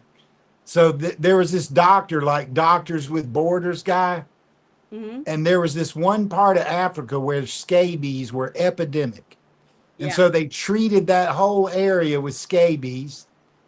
He said he gave out 1 billion doses of ivermectin for scabies, and not one single person in that entire part of Africa got COVID. Not one. And COVID was in Africa.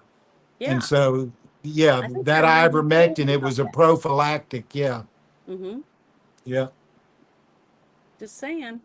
A lot of people saw things that other people didn't see, and it saved a lot of lives because of it. I saw since It could have saved a lot more. right. There was a substantial cover up. There was a lot of misinformation and lies.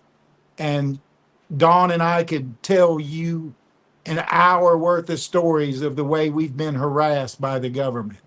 And I mean, in crazy ways, some you wouldn't even believe. And now that I'm seeing the hearings and all of that, I've got peace. But my point is now we've worked our butts off to figure out a way to treat this. And they want to argue about the lies. It's like, we got to get past that, for Christ's sake. We got to get to the solution. And what I've been bringing up tonight is all the new information that I'm getting from leaders all over the world, that now they're suppressing the new stuff, like the ivermectin and fenbendazole curing stage 4 cancer, like the ways that they know that C. elegans are everywhere. They know how to get rid of people when they reach the point of infestation. They know what to give people for that. And they're not telling everybody there's a worldwide parasitic epidemic, and most of us are sick with it. If you're not treating it actively right now, then you're suffering from it. It makes you tired, makes you feel like you're always hungry, you're bloated all the time, you get extra gas. If you're having any of those symptoms, you go straight to your doctor and tell them. What people just went through with the Taco Bell explosive diarrhea from the lettuce. You mean? Yeah, I mean, that's not. This is the worst ever. 4,700. Well, it's over 5,000 now. But in 2019, there were 3,700 people infected with that. So that comes and goes. But what it means is that they were shitting on the food. what that means is people are buying their lettuce and their celery and their stuff from the store, but they're not washing any of it when they make a salad. You can't wash it. You can't cannot wash it wash that. No, it will not wash off. Okay, well, I'm Only lucky I thing that haven't done kills any of it, it. the only thing that kills it is if it goes over 160 degrees, and that ruins lettuce. Mhm.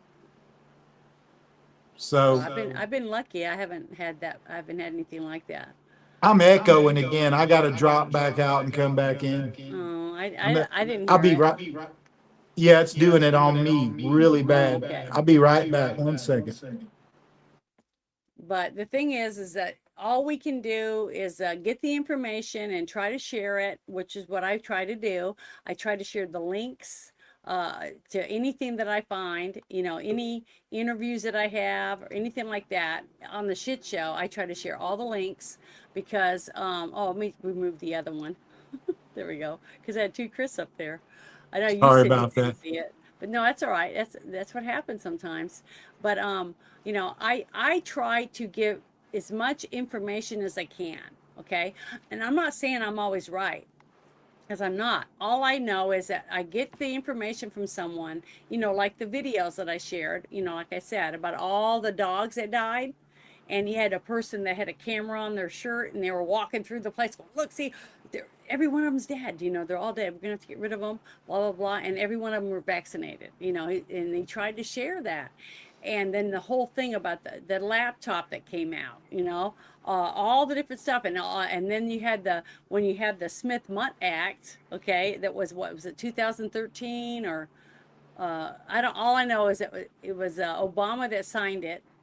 So that basically the media can just use propaganda, and we can't hold them accountable for it.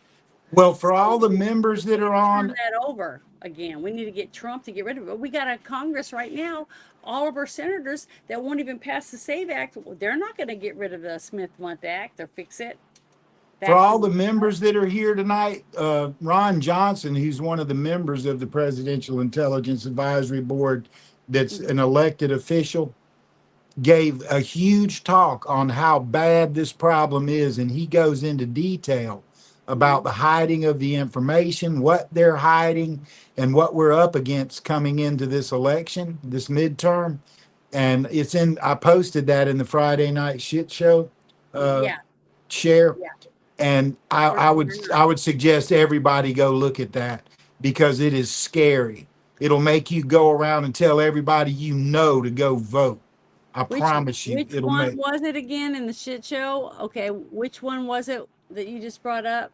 I think the title of it is there was a FBI agent who was running a shadow government. Yes. Okay, I'm gonna copy the link, and I'm gonna share it in the chat. Okay. Yeah. That's I would suggest everyone go look at that. But He's see, one of my bosses, and I'm this is the telling you, he reason opens why it I up. say if you share it in the shit show chat, then I will have the links when we Yeah. need them, so I can share them, because I do like to share information, even though it might be on a platform I don't really agree with. It doesn't matter. It's the information that you're giving someone to look up, and then let them make their own decision from what they listen to. Or what I tell people to do is listen to this thing, watch it, take notes, and go look up things, or pause the video, look it up on, DuckDuckGo or whatever, and get more information from it. And I also recommend, if you're on X or anything like that, to go down and read comments on these posts too, because sometimes people put really good information under the information you're reading, Absolutely. adding more context to whatever it was posted. So spend some time. If you're going to be on there anyways, why not read a little bit more and find out more information, and bookmark it. That's another thing. I save it or bookmark Share it. Share it. Yeah. Share it too. So, but I just want to say thank you for you two for joining me tonight. You know, we're just right at almost at 2 hours. So, Yeah, it went by fast tonight with two people. I hope Dawn comes back. It always goes by quick, because we're always excited about getting to see each other and talk about stuff that we haven't been able to really put more stuff in there. But Dawn is always so busy all the time. So hopefully the information I send her on the other things, that she can start working on that and get that stuff taken care of. I hope that works out for her, and that she can get some help for all those Well, things. you made it through the show. You got to go get something to eat. Yeah, I'm starving. I'm so hungry. My stomach's growling because I haven't eaten since like early, like at 11 o'clock today. So I'm really hungry, but I had a lot of stuff to do. So, and plus it was hot out, and you don't want to eat when it's really, really hot. You know what I mean? Yeah. But thank you so much for hanging out with me. I really, really appreciate it. Thank you. What'd she say? I'm gonna say, yes, I've done that. And I've been stand-in. I've done a lot of other commercials and things like that. I've even been one commercial, I'll tell you, because you have to go through a lot of them to find me in it. I was in a couple of those. What is it? It's a dating site for Christian Mingle. I've been in a couple of Christian Mingle commercials. Believe it or not, they don't hire just Christians to be in their commercials. Okay, She's being modest. She was an extra in a Sylvester Stallone movie. a couple of different, lots of people. I've been in movies with Matthew McConaughey. I've been in movies with Woody Harrelson. I've been in tons of shows. That's the truth. But yeah, I love it. It's fun. I enjoy it. I do as much as I can. I've been in lots of commercials. I was in a NFL commercial not very long ago. I won't say, what I did or anything, but I was in one. So it just depends on what they're paying or whether or not I'm going to do it. But most of the stuff I do, Jess, is I do promotional work. Like let's say you go to a convention and there's a woman walking around giving out samples for vape, even though I don't vape. And she has on the little thing with the little box, like an old cigarette, person, that kind of stuff.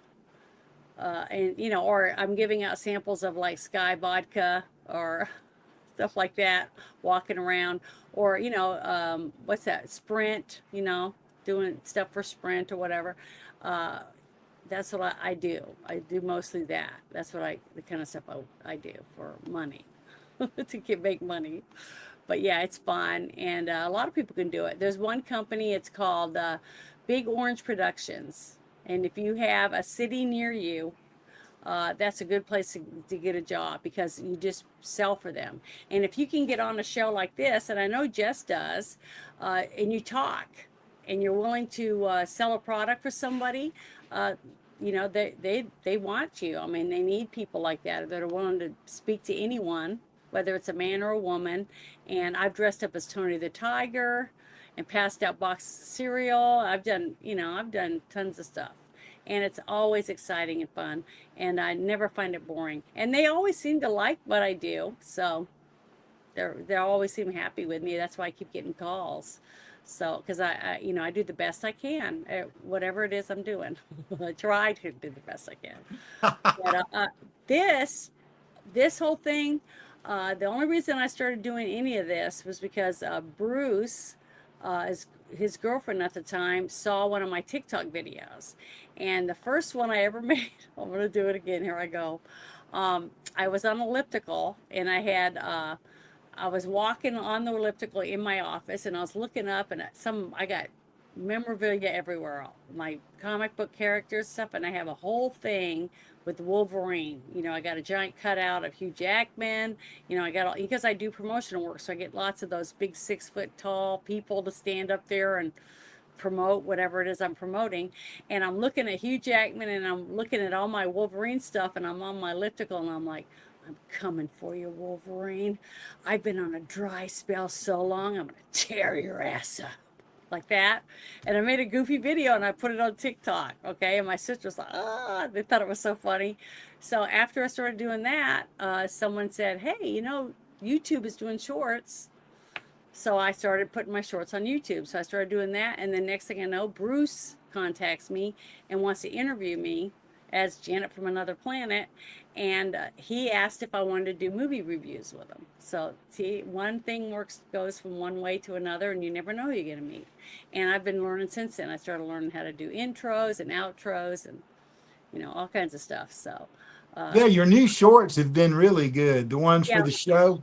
yeah, I've been trying to do Yeah. make different shorts and try and do whatever I can. But my outro tonight is going to be a video I made, and then I connected it to another video that I have permission to use about COVID and stuff. So you guys will get to see that one. But yeah, it's fun. I've learning a lot. I don't make any money doing it yet. Hopefully one day maybe I'll make some money enough to pay my internet would be I'd be happy with that. I'm not anyone. I'm not anybody that's going to say, oh, look at me, I'm getting a check from X, so I'm going to quit my job. I'm never going to do that. Never. I'm always going to keep my home life where I have a life. You know what I mean? I'm not going to give this up, but I'm not going to make this everything. You know what I mean? I wouldn't do that. That's not living. You still got to be a person and have Well, you're friends. very good at it. Well, I like doing it. It's because I like talking. So anyone who loves to talk about whatever can do this. You know what I mean? If you want. But Well, I certainly have fun doing it. I'm glad I got a spot in your thing. So I'm glad I got to meet you because I mean, if things hadn't worked out the way that they have, in the progression, as it goes along, I never would have met you on X to do spaces and stuff like that. So, yeah, I know, everything I works know. out for a reason, for some reason. We just don't know at the time why, and where the future might go. But you have to be open to it or you never find anything, right? All right. Well, I'll fix my X account. Thanks for looking it up for me and let me Well, I'm, see. I'm just saying, if you're paying for an account and you haven't been able to get on since February, I'd be going, Well, yeah, I know. fix my shit. I don't I'm like paying arguing you. with Elon, I would have but been pissed off. I don't like arguing with Elon, but I'm definitely going to make a comment about the way he cussed out that media chick today. It was the bomb. And if you haven't seen that, go find that. He Yeah. literally tells a lady to shut up, tells her you're a liar. That was awesome. Yeah, and I wish he did it more. I wish he did it on X more because I remember when I first came to X, back to X, because remember I was on Twitter. This is my 4th account on Twitter, or now X. Was when he first came, I loved it because he was on all the time. He was doing spaces. It seemed like the algorithm was really, really good. It was all fair. It seemed like everybody stuff was being seen. People, because I have real friends in real life that I actually met and ate with and stuff that are on here, and then I never see them anymore. Like the other Yeah. day, I wrote, I said, "Hey, Lori, I actually see you on X." All of a sudden, she disappeared again. But it goes up and down. It's like they're flipping switches. Like if they start getting too many followers, they flip the switch where you go back down to one a week, or whatever. I don't know. I don't understand any of that stuff. But that's what it seems like, and I can only go by what I see and deal with, as a normal person, because I'm not like a genius or a doctor or a lawyer or any of that stuff. So, but I'm going to say thank you to everyone again and say hi to everyone that stopped in, and we really appreciate you. I really do. And I hope you guys have a wonderful rest of this evening. And if you can, stop by and see us tomorrow night for the Friday Night Shit Show, because we're going to talk about all kinds of shit that's going on. And I'll try to have as much shit as possible and some good shit, because there is good shit that's happening also. It's not just bad stuff. Amen. So thank you so much, and I hope you guys enjoyed the outro. But thank you so much. Good night, everybody. Thanks for Night. showing up. Bye.